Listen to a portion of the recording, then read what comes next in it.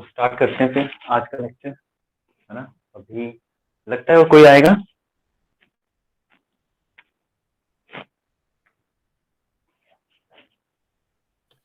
Sir अक्षता रह गई अभी। ओके।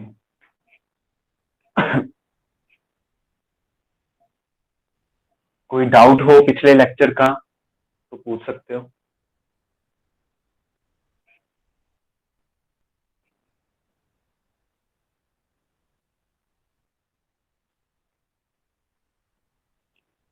कल पता नहीं शायद आप लोगों में, हाँ जी। सर वो मेटल डिटेक्टर वाला बता दो एक बार। वो जो मेटल डिटेक्टर जो हमने कल एग्जांपल की थी, एक last example. Yes sir. Metal detector में था क्या कि जैसे एयरपोर्ट्स में लगे होते हैं ये, कि जब हम उस एक डोर से हम गुजरते हैं तो एकदम से उसमें अगर हमारे पास कोई मेटल हो तो उसमें आवाज आनी शुरू हो जाती है, साउंड करना शुरू कर देता है। ठीक है, तो वो उसका रीजन क्या है? उसका रीजन ये है कि जैसे मान लो कि ये एक डोर है, ये एक डोर है, ठीक है, हम इससे यहां से हम क्रॉस किए।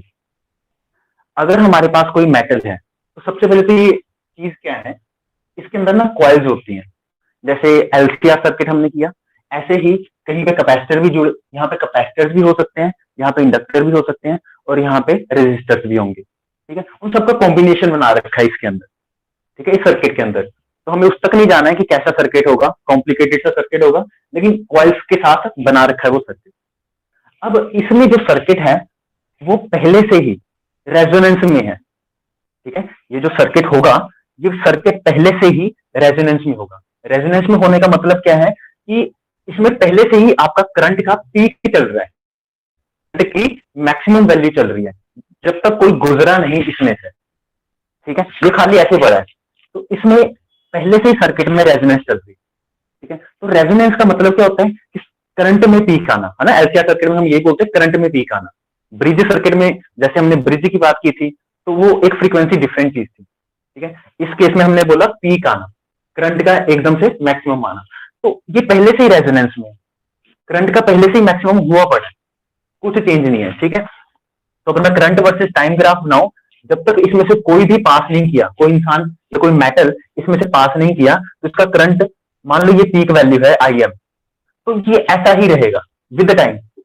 टाइम बढ़ता जाएगा, करंट इसमें इस पूरे सर्किट में मैक्सिमम रहेगी। ठीक है, अब क्योंकि रेजोनेंस में था ये सर्किट, अब क्या हुआ, जैसे कोई मेटल इस डोर में से पास की, ठीक है, इस डोर में से जैसे हम, मेरे जेब में अगर कोई पॉकेट में मेटल की कोई चीज है, मैं इस डोर से पास हुआ, तो उस मेटल का कोई ना कोई रेजिस्टेंस होगा। हम ये नहीं बोल सकते कि आइडियल केस ले लो मेटल का रेजिस्टेंस नहीं होता, ऐसा नहीं होता। मेटल का रेजिस्टेंस होता है। ठीक है, तो मेटल में कोई रेजिस्टेंस होगा। अगर उसका कोई रेजिस्टेंस होगा तो वो रेजिस्टेंस भी इस सर्किट में जिस टाइम पे मैं इससे पास करूंगा, जिस टाइम पे मैं इससे पास करूंगा, उस टाइम पे वो मेरा रेजिस्टेंस, जो मेरे पॉकेट में मेटल पड़ा है उसका रेजिस्टेंस प्लस इसका रेजिस्टेंस, ठीक है, एडअप हो जाएगा। ठीक है, जैसे वो रेजिस्टेंस एडअप हो गया तो इसका जो इंपीडेंस था, सर्किट का इंपीडेंस था, वो चेंज हो गया, है ना। पहले कुछ था इंपीडेंस जिससे हमारी ये वैल्यू आ रही थी, लेकिन जैसे ही मेटल भी इसमें इंक्लूड हुआ, जिस टाइम पे इसका इंपीडेंस पूरे सर्किट का चेंज हो गया। और हमें पता है कि रेजोनेंस सिर्फ एक पॉइंट पे आता है, उस पॉइंट पे हमारे पास मैक्सिमम करंट आएगा, लेकिन जैसे ही रेजिस्टेंस में ऐड हुआ तो रेजोनेंस वाली कंडीशन खत्म हो गई उसी टाइम पे। ठीक है, तो जैसे ही मैं पास हुआ इससे, रेजोनेंस एकदम से खत्म हो गई, एकदम से करंट में ड्रॉप आया, ऐसे सिर्फ कुछ टाइम के लिए, जितने टाइम के लिए मेटल इसमें से पास हुई, जितने टाइम के लिए, तो उतने टाइम के लिए ये करंट में एकदम से लो वैल्यू आ गई। ये जो लो वैल्यू हुई, ये आगे कुछ डिटेक्टर्स लगे होते हैं कि करंट की एकदम से लो वैल्यू को वो डिटेक्ट करते हैं। ठीक है, तो जैसे ही ये लो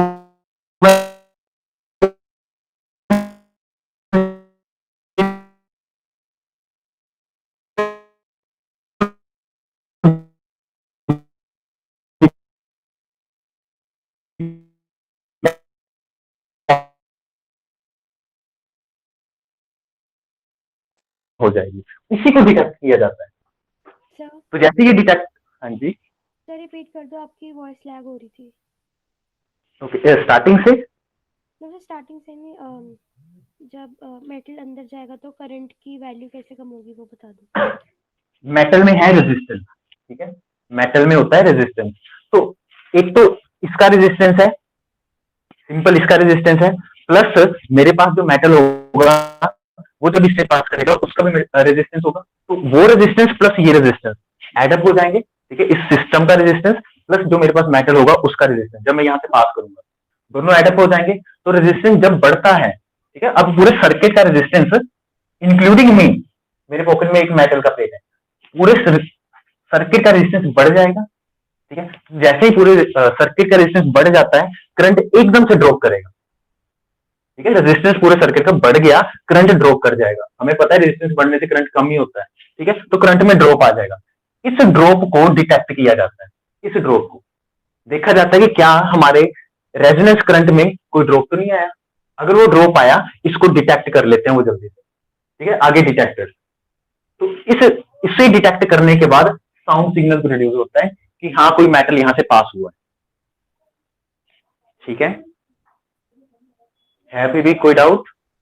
नो सर, सर ओके पता नहीं है ठीक है, अब ऐसा भी हो गया ना, अब दिमाग में ये भी है कि चलो रिकॉर्ड तो मिल ही जाना है, रिकॉर्डेड लेक्चर तो, लेकिन रिकॉर्डेड लेक्चर का एक ड्रॉबैक ये है कि आप डाउट्स नहीं पूछ पाओगे, है ना, का ये ड्रॉबैक भी है।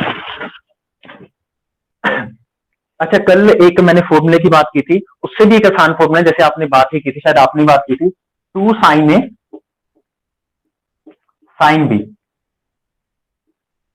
तो 2 साइन ए साइन बी का जो फॉर्मूला होगा, सिंपल आप ये वाला फॉर्मूला वहां अप्लाई कर दो तब भी हमारा सेम आंसर आएगा, cos of A minus B minus cos of A plus B, ठीक है, ये स्टार्टिंग का जो हमने फर्स्ट किया था टॉपिक, ये उसका है, cos of A minus of cos of A plus B. वहां पे था क्या, ये भी बता देता हूं, 2 साइन, यहां था ओमेगा टी और एक था साइन ओमेगा टी प्लस 5, ये चीज थी, ठीक है। तो कोशिश क्या करनी है हमें, हमें याद क्या रखना है, अब आप देखो इसको मैं पहले लिख दूं चाहे इस साइन को पहले लिख दूं, ठीक है, गलत गलत थोड़ा नहीं बोल सकते हो आप, चाहे मैं इसको पहले लिख दूं चाहे इस साइन को पहले लिख दूं, एक ही बात है। आपने कैसे याद रखना है कि जो ए वाला होगा, जो ए होगा वो हमेशा बड़ी टर्म होगी, तो यहाँ पे बड़ी टर्म क्या है, ओमेगा टी प्लस 5, ठीक है, तो ए वाला हमारी बड़ी टर्म होगी, बी वाला हमारी स्मॉल टर्म होगी, आपने ऐसे याद रखना है। तो इसलिए अगर मैं इसमें पुट करूं तो कोस ए माइनस बी, ए ये है, बी ये है,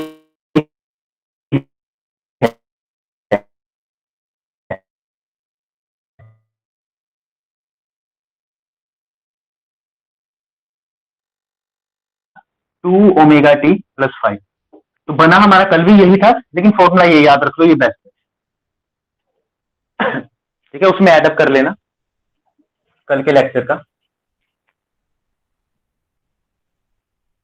फिर उसके बाद हमने एवरेज किया था, इसका एवरेज 0 आ रहा था, इसका एवरेज 0 हो नहीं सकता क्योंकि यहाँ पे टाइम का फंक्शन नहीं है, ये टाइम का फंक्शन है, इसलिए इसका एवरेज 0 आ रहा था।